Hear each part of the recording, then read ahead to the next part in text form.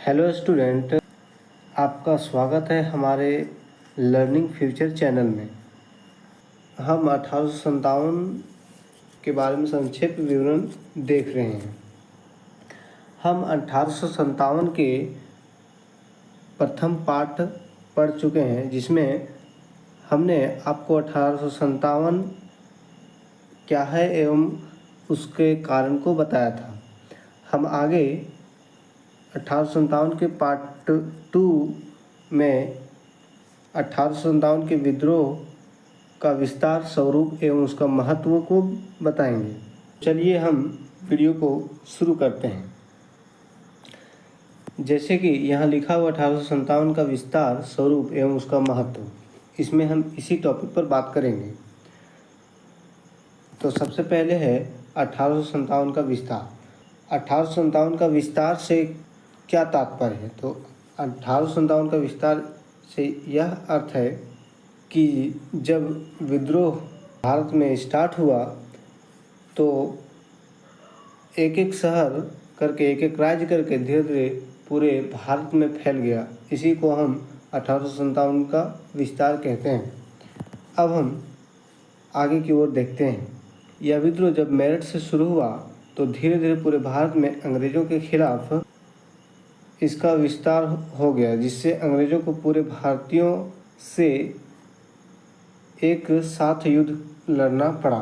इसका अर्थ यह है कि जब यह युद्ध पूरे भारत में विस्तार हुआ तो अंग्रेज़ों को भारतीयों से एक साथ लड़ना पड़ा पूरे भारत में, जिससे अंग्रेज़ों को अपना शक्तियों का आभास हुआ। भारत में इस युद्ध का नेतृत्व अलग अलग स्थानों से अलग अलग राजाओं एवं लोगों द्वारा युद्ध का नेतृत्व किया गया।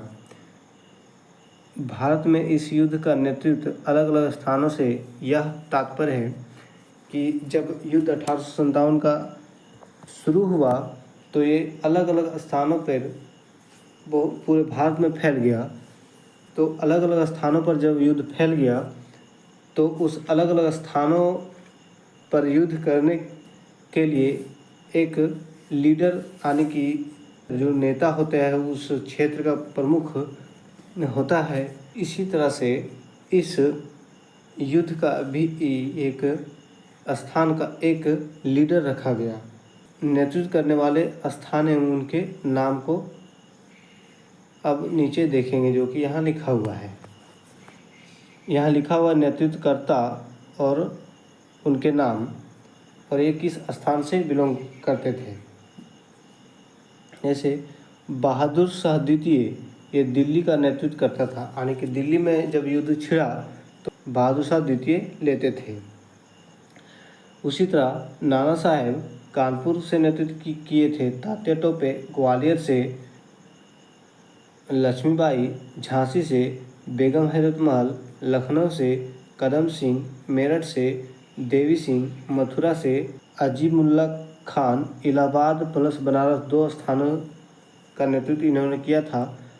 खान बहादुर खान बरेली से और वीर कुंवर सिंह बिहार का नेतृत्व किया था। इसमें हरे कलर से जितना भी लिखा हुआ है स्टूडेंट, इसको आप याद रखेंगे, ये ज़्यादा इम्पोर्टेंट है। अगर इसमें भी अधिक आप महत्वपूर्ण देखना चाहेंगे तो बहादुर शाह द्वितीय का है, नाना साहेब का है, रानी लक्ष्मीबाई का है, बेगम हजरत महल का है। जो होता है कंपटीशन एग्ज़ाम में भी है, पूछा जाता है, इम्पोर्टेंट। तो चलिए अब हम आगे की ओर देखते हैं। अब हम 1857 के क्रांति का महत्व को देखेंगे। इसका महत्व क्या था? जो 1857 का क्रांति हुआ, इसका कुछ न कुछ महत्व रहा, इसको हम देखेंगे। तो देखते हैं इसका महत्व क्या है। ब्रिटिश शासन के खिलाफ एक बड़े पैमाने पर विरोध प्रदर्शन किया और भारतीय राष्ट्रवाद के विकास में एक महत्वपूर्ण भूमिका निभाई।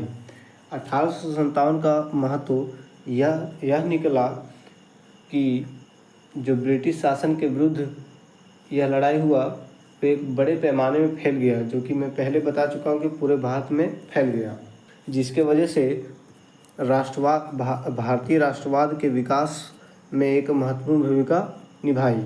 यानी कि इस युद्ध के बाद भारतीय राष्ट्रवाद भारत को राष्ट्र के प्रति भावना विकसित हुआ और राष्ट्र के बारे में लोग सोचने लगे।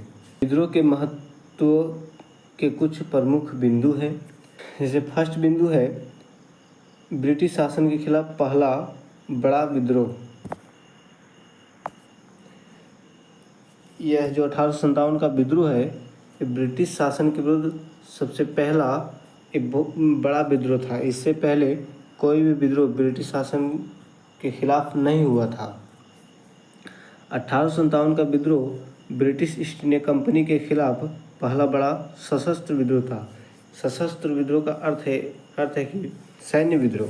यानी कि 1857 का जो विद्रोह था, ये भारतीय जितना सेना में थे उसके द्वारा एक बड़ा विद्रोह का रूप इसे दिया गया था।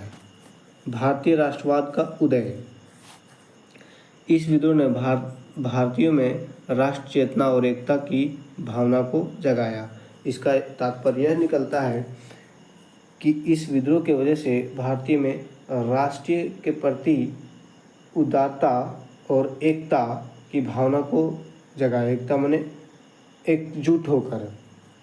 यानी कि इस युद्ध में हिंदू मुस्लिम कंधे से कंधे मिलाकर साथ दिया, जिससे यह युद्ध एक बड़े पैमाने में फैल गया। ब्रिटिश शासन की कमजोरियों को उजागर करना। इस युद्ध से ब्रिटिश शासन की कमजोरियों को भी उजागर किया गया। यानी कि जो ब्रिटिश थे उससे भारतीय सोचते थे कि इससे लड़ पाना बहुत मुश्किल है, लेकिन इस युद्ध के दौरान भारतीय लोगों को यह एहसास हुआ कि ब्रिटिश सरकार से भी हम लड़ सकते हैं, युद्ध कर सकते हैं। तो देखते हैं इसमें क्या लिखा है। विद्रोह ने ब्रिटिश शासन की कमजोरियों को उजागर किया और यह दिखाया कि वे हमेशा अजय नहीं है।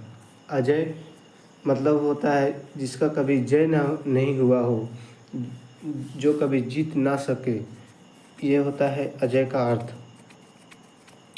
यानी कि इसमें बोला गया है कि जो भारतीयों को यह विश्वास था कि हम कभी भी जीत नहीं सकते हैं, इस विद्रोह के वजह से भारतीयों को यह एहसास होने लगा कि हम भी अंग्रेज़ों से जीत सकते हैं। इसका महत्व एक और बिंदु निकलता है ब्रिटिश शासन में बदलाव। विद्रोह के बाद ब्रिटिश सरकार ने भारत के प्रशासन में कुछ बदलाव किए, जैसे कि ईस्ट इंडिया कंपनी के शासन को समाप्त करना और भारत पर सीधे ब्रिटिश क्राउन का शासन स्थापित करना। जो यहाँ लिखा हुआ जैसे कि ईस्ट इंडिया कंपनी के शासन को समाप्त करना, यानी कि हमारे भारत में पहले शासन ब्रिटिश का जो भी रानी या राजा हुआ करते थे उसके द्वारा शासन नहीं हुआ करता था। हमारे भारत में पहले ईस्ट इंडिया कंपनी आई थी और इसी के द्वारा शासन किया जाता था, जो कि समाप्त कर दिया गया और सीधे ब्रिटिश क्राउन यानी कि भारत में सीधे ब्रिटिश क्राउन का शासन स्थापित किया, जो कि उस टाइम की रानी जो थी उसके हाथ में सीधे चला गया। भारतीय समाज पर प्रभाव एक बिंदु है। भी विद्रोह ने भारतीय समाज पर भी गहरा प्रभाव डाला, जिससे सामाजिक और धार्मिक सुधारों को बढ़ावा मिला। इस विद्रोह से भारतीय समाज पर भी गहरा प्रभाव डाला, जिससे सामाजिक और धार्मिक सुधारों को बढ़ावा मिला। यानी कि इस विद्रोह के चलते जो हमारे धार्मिक और सामाजिक ये दोनों अंग्रेजों द्वारा बिगाड़ा जा रहा था, उसको भी सुधारा गया। अब हम 1857 की क्रांति के स्वरूप को देखेंगे। इसका स्वरूप क्या था? 1857 की क्रांति के स्वरूप के संबंध में विभिन्न विद्वानों के विभिन्न मत हैं। अलग अलग इतिहासकारों ने इसका अलग अलग परिभाषा दिया है इसका स्वरूप का। जैसे कि सर जॉन लॉरेंस एक इतिहासकार थे। सीले मार्समैन एक इतिहासकार थे। सर सैयद अहमद खान एक इतिहासकार थे। इसके अनुसार यह भारतीय सैनिकों का अंग्रेजी के विरुद्ध विद्रोह था। Sir John Lawrence, Seeley Marshman, sir Syed Ahmad Khan ने यह बताया है कि यह केवल और केवल भारतीय सैनिकों का अंग्रेज़ों के विरुद्ध विद्रोह था, यानी कि भारतीय सैनिक जो थे वे अंग्रेज़ों के विरुद्ध विद्रोह किया था। ये इन तीनों का कहना है। आगे देखते हैं। सर जॉन लॉरेंस के अनुसार यह क्रांति वास्तव में एक कोरा सैनिक विद्रोह थी, जिसकी उत्पत्ति का एकमात्र कारण चर्बी वाले कारतूस थे। यहाँ पर सर जॉन लॉरेंस ने साफ साफ शब्दों में यह बोला है कि यह केवल और केवल एक सैन्य विद्रोह था जिसका मुख्य कारण चर्बी वाले कारतूस थे, जो कि यहाँ लिखा हुआ है। कुछ इतिहास इसे अंग्रेजी के विरुद्ध हिंदू मुस्लिम षड्यंत्र मानते हैं। कुछ इतिहासकारों का यह मानना है कि अंग्रेज़ों द्वारा हिंदू मुस्लिम को अलग करने का एक षड्यंत्र माना गया इस युद्ध को।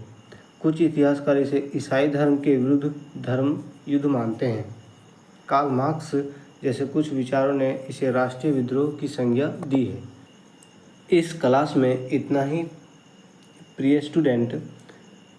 इसका अगला क्लास नेक्स्ट पार्ट में दिया जाएगा।